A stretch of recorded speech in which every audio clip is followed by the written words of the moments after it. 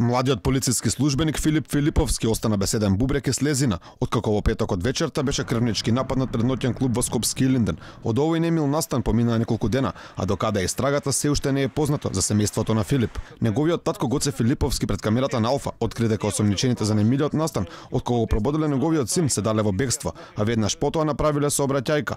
Овие детали за пресметката која го доведе животот на Филип во опасност за јавноста не беа познати, бидејќи МВР не ги објави во дневниот билтан.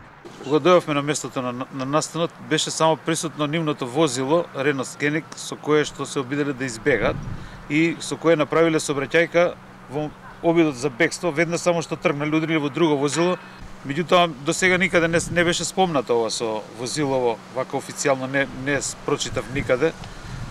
И дали имало полиција направи записник за сообраќајка? Полиција имаше, да. Кога дојдов на лице место, јас го консултирав едниот полицаец, тој ми рече оди во возилото кај овие, кај другиве колеги, да ти кажат што е со Филип, они стоева тука, го обезбедува местото. Откако Алфа постави прашање до МВР, тие потврдија дека имало сообраќајна незгода и возилото било крим технички обработено. Осомничените за кривичното дело во Марино се синови на поранешниот прв човек на Петровец, а сега советник на министрот за внатрешни работи Оливер Спасовски.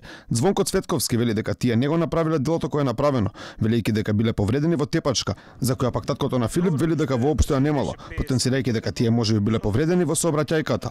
Тепачката воопшто ја нема.